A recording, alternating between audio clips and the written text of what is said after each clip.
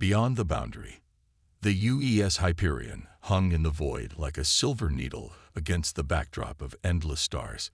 Captain Ilara Chen stood at the observation deck, her reflection ghosted against the reinforced polymer as she stared at the shimmering anomaly that stretched before them. The Veil, they called it, a mysterious energy barrier that had contained humanity's expansion for over 3 centuries. No probe had ever returned from beyond it. No signal had ever penetrated it. Until now. Final systems check complete, Captain. Commander Tao-Wei's voice came through her comm. Quantum resonance drive is primed and stable. Ilara's hands tightened behind her back. 6 years of her life had led to this moment, the culmination of humanity's most ambitious project. The Hyperion hadn't been built to explore. It had been built to breach. Understood, Commander. I'll be on the bridge in 5. She took one last look at the Veil. From this distance, it appeared as a subtle distortion in space, like heat rising from asphalt. Only the most sensitive instruments could detect the complex energy patterns that made it impenetrable. Patterns that Dr. Immerse Singh had finally decoded after decades of study. When Ilara entered the bridge, the atmosphere was electric with tension. Her crew, the best minds Earth Coalition had to offer, looked up from their stations with expressions ranging from determination to barely concealed fear. All departments report ready, Captain, Wei said, his usually stoic face betraying a hint of anxiety. At the science station, Dr. Singh was reviewing data with almost religious fervor. The theoretical physicist had staked her entire career on the belief that the Veil was not natural, that it had been created, and what could be created could be undone. Dr. Singh, Ilara called. Are you still confident in your calculations? Amara looked up, dark circles under her eyes, but a fire burning within them. The resonance frequencies are precise, Captain. If the Veil operates according to my model, our drive will create a temporary aperture, just large enough for the Hyperion to slip through. And if it doesn't? The physicist's smile was tight. Then we'll make excellent cosmic confetti. Lieutenant Commander Darius Jackson, their tactical officer, snorted. So much for your bedside manner, Doc. I didn't join this mission for comfort, Lieutenant, Amara replied sharply. I joined to know what's on the other side. Ilara cut in before the tension could escalate. That's why we're all here. She moved to the captain's chair, her movements deliberate and controlled. The crew needed to see confidence now, not the doubt gnawing at her insides. Navigation. Final approach vector confirmed. Yes, Captain, responded Lieutenant Sophia Reyes. Approach vector locked. We'll intercept the Veil's thinnest point in approximately 30 minutes. Ilara nodded and opened the shipwide comm. Attention all hands. This is the captain speaking.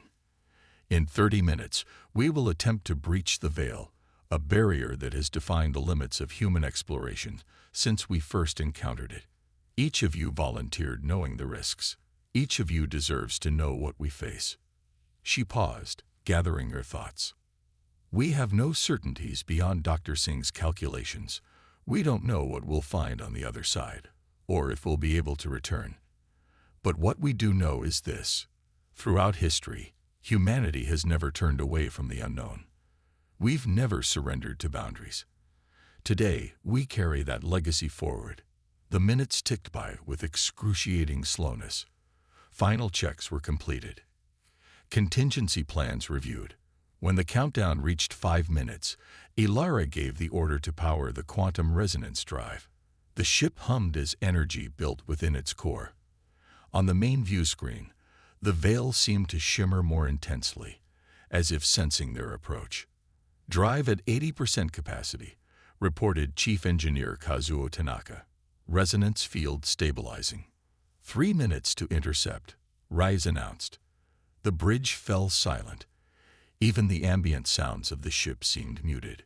Ilara found herself holding her breath. Drive at full capacity, Tanaka said. Resonance field matching theoretical parameters. 1 minute, Rice called. Ilara gripped the arms of her chair. Steady approach, Lieutenant. No deviations. The veil filled the view screen now, its shimmering surface revealing complex patterns that seemed to fold inward upon themselves in impossible geometries. 30 seconds. Dr. Singh's eyes were glued to her instruments. The veil is reacting to our resonance field. It's fluctuating. 20 seconds. Fluctuating how? Ilara demanded. I'm not sure, Amara admitted. It's almost as if. 10 seconds. As if it's opening for us. 5, 4, 3, 2, 1. The Hyperion slipped into the veil. The ship shuddered violently. Warning alarms blared across the bridge. The view screen went blank, then filled with cascading patterns of light that hurt the eyes to look upon. Hull integrity holding. Wei reported over the chaos. Minimal structural strain. The resonance field is working, Dr. Singh shouted, her voice barely audible over the alarms. We're creating a stable pathway. For what felt like eternity, the Hyperion pushed through the impossible boundary, the laws of physics seeming to bend around them. Ilara's vision blurred, reality itself becoming fluid and uncertain. Then, with a final lurch that sent several crew members stumbling, the ship emerged. Silence fell over the bridge. Status report, Ilara demanded, fighting a wave of nausea. All systems operational, Wei responded after a moment. Minor power fluctuations, but nothing critical. Did we breach the veil? She asked, turning to Dr. Singh. The physicist was staring at her instruments in disbelief. Yes. We're through. Ilara turned to the view screen, which had cleared to reveal what lay beyond. The stars were wrong. That was her first thought. The constellations, the patterns of light weren't just unfamiliar. They were fundamentally different, as if the very rules that governed stellar formation had been rewritten. Vast nebulae swirled in colors she had no words for, pulsing with energies that the ship's sensors struggled to categorize. But it was the structure that dominated their view that stole her breath away. My God, Lieutenant Jackson whispered. What is that? Floating in the void before them was an immense construction, if construction was even the right word. It resembled a city, but one that followed no architectural principles known to humanity. Spiraling towers of crystalline material stretched outward in all directions, connected by gossamer bridges that seemed too delicate to exist. The entire structure pulsed with a slow, rhythmic light, like the beating of a colossal heart. Are we receiving any signals? Ilara asked, unable to tear her eyes from the sight. Communications Officer Elena Vasquez shook her head. Nothing on standard channels, Captain. But she hesitated, adjusting her earpiece. There's something. Not a transmission exactly. More like background radiation, but patterned. Put it on speakers. A low hum filled the bridge. Not a sound exactly, but something that resonated in their minds rather than their ears. It rose and fell in complex rhythms that made Ilara's skin crawl. That's not random, Dr. Singh said quietly. That's language. Lieutenant Rice's voice was tight with tension. Captain, I'm detecting movement within the structure. Ilara leaned forward. On screen. Maximum magnification. The view screen zoomed in on one section of the vast alien city. Within its crystalline corridors, shadows moved, fluid, graceful forms that defied classification. They weren't bipedal, nor did they resemble any creature from Earth's evolutionary history. They flowed like liquid through their environment, reshaping themselves as needed. First contact protocol, Ilara ordered, her mouth dry. No aggressive movements. Lieutenant Vasquez, begin broadcasting the standard greeting package on all frequencies. Yes, Captain. The minutes stretched into hours as the Hyperion maintained its position, sending message after message toward the alien structure. The shadow beings continued their incomprehensible activities, showing no obvious reaction to the human vessel hovering nearby. Until they did. Captain, Rice called, alarm edging her voice. Something's approaching. From the heart of the crystalline city, a single entity emerged. Unlike the flowing shadow creatures, this being maintained a more defined shape as it moved through the void toward the Hyperion, a spiraling form of translucent tissue that seemed to bend light around itself. "It's coming directly for us," Jackson reported. "No detectable propulsion method. No life signs that our sensors can identify." "Maintain position," Ilara ordered. "Defensive systems on standby only." The entity stopped a kilometer from the Hyperion, hanging motionless in space. The humming that had filled the bridge intensified, forming patterns that seemed almost on the edge of comprehensibility. Dr. Singh's instruments went wild. "Captain, it's generating some kind of field, similar to the veil itself but more concentrated." Before Ilara could respond, the humming changed. It penetrated deeper, bypassing their ears and resonating directly in their minds. And with it came understanding, not words, but concepts flooding into their consciousness. "You have crossed the boundary." This was not permitted. Ilara gasped, clutching her head as the alien thoughts invaded her mind. Around her, the crew reacted similarly, some crying out in pain. "It's communicating," she managed. "Everyone stay calm. Your kind was contained for purpose. The wall exists for protection." Ilara forced herself to straighten, directing her thoughts outward. "We mean no harm. We came to explore, to understand."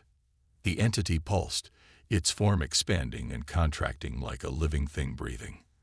"Understanding is not possible. Return to your realm." "Please," Ilara projected. "We've traveled so far. We only wish to learn." The humming intensified, becoming almost painful. "You are not prepared for what exists here. The cosmos has rules, barriers, purposes." Images flashed through Ilara's mind. Civilizations rising and falling, stars being born and dying, and something vast and ancient watching it all, guiding it with invisible hands. The wall was mercy. Beyond is truth you cannot bear. The entity moved closer, its translucent form beginning to envelop the Hyperion. Where it touched the hull, sensors reported impossible readings, reality itself seeming to warp and thin. "Captain," Wei called urgently. "Hull integrity compromising where that thing is making contact. It's like the metal is dissolving." The humming changed again, becoming a chorus of voices, millions, billions of them, all singing in harmony with the entity. "We are the archivists. We remember what came before. We guard what must not return." More images flooded Ilara's mind. Ancient wars fought not with weapons but with the fabric of reality itself. Entire galaxies collapsing as beings of incomprehensible power battled across the cosmos. The birth of the veil, created to separate the wounded universe into sections, allowing it to heal. "You have torn our work. The seal is broken. They will sense it." "Who?" Ilara gasped. "Who will sense it?" But even as she asked, she knew. The entity showed her things that lurked between universes, predators that fed on reality itself, things that had been locked away when the cosmos was young, when the rules of existence were still being written. "The breach must be sealed. You must return." Alarms blared across the bridge. The Hyperion shuddered as systems began to fail. "Captain," Jackson shouted. "Something's coming through the breach, where we entered." Ilara turned to see shadows pouring through the tear they had created in the veil, not the flowing shadow beings from the Crystal City, but something else, something wrong. They moved like oil on water, spreading outward in all directions. The entity's voice thundered in her mind. "Too late. They have found the way. You must flee. Seal the breach. Warn the others." The Hyperion's engines flared to life automatically, driving the ship away from the approaching shadows. The entity released them, returning to face the encroaching darkness. As the ship accelerated, Ilara caught one final message, urgent, almost desperate. "The walls between worlds grow thin. What was sealed away stirs in its sleep.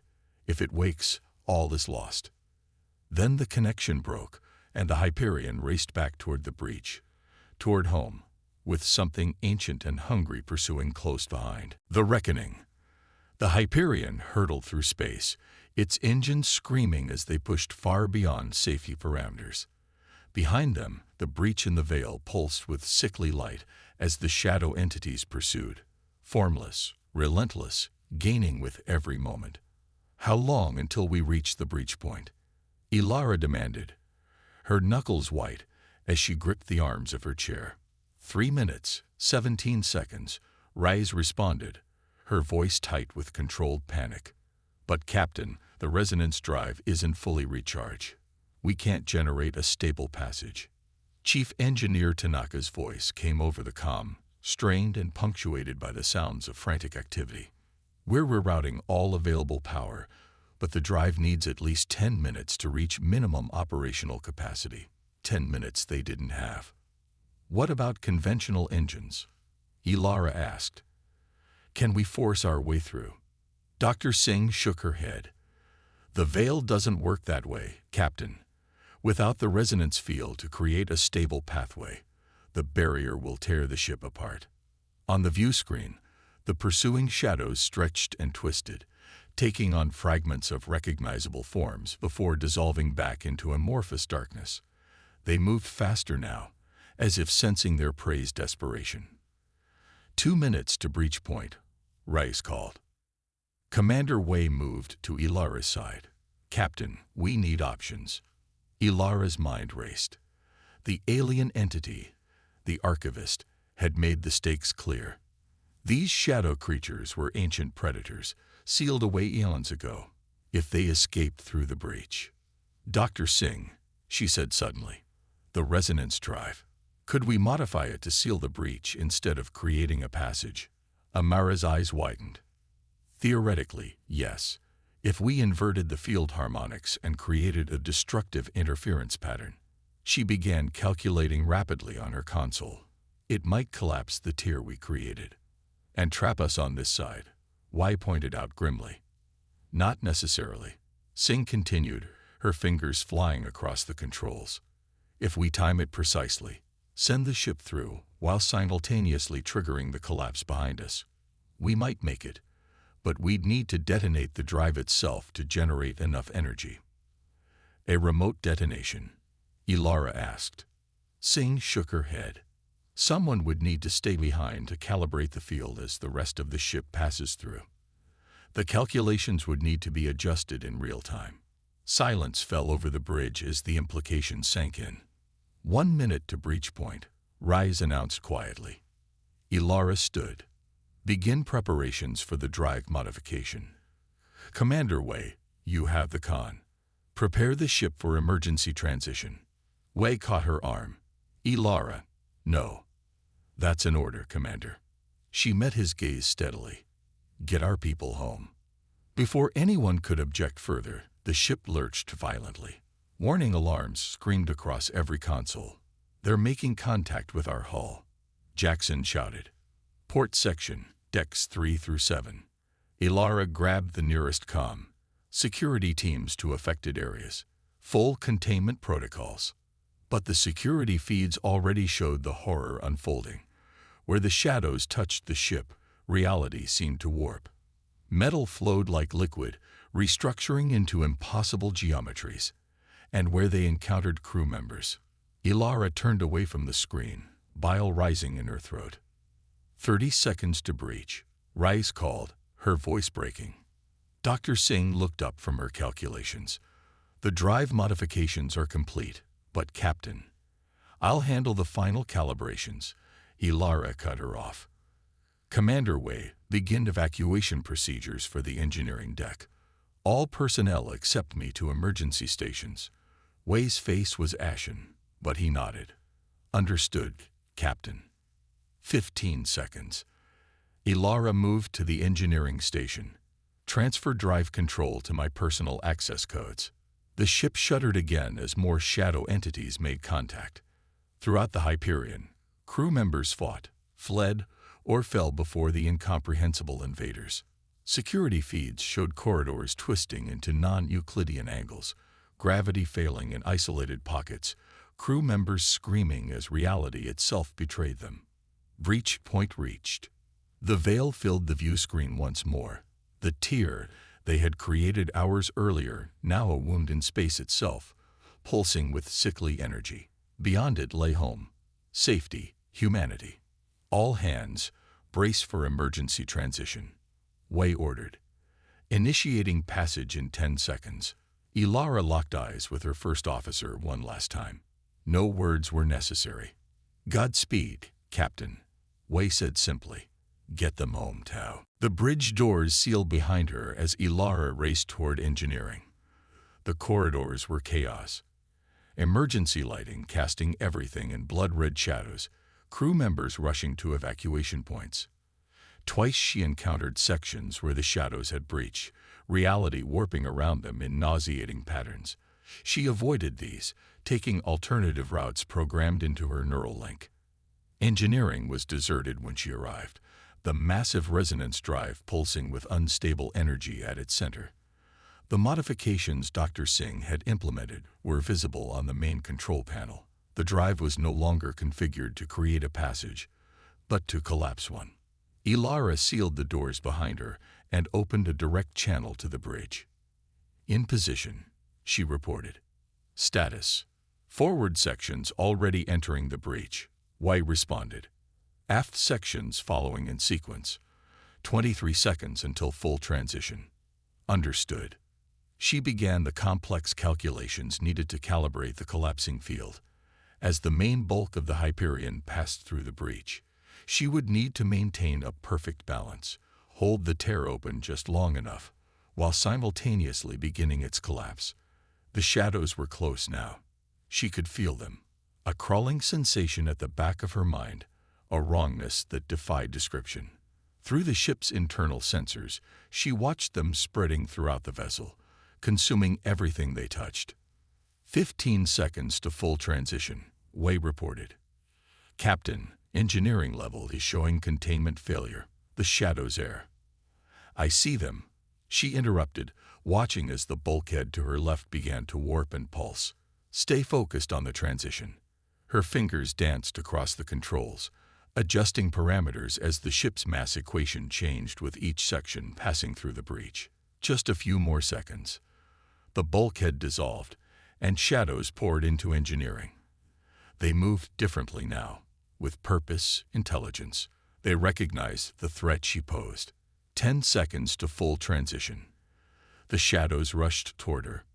Ilara locked the final sequence and slammed her palm down on the emergency release. The resonance drive's core ejected, hovering in the center of engineering as its energy built toward critical mass.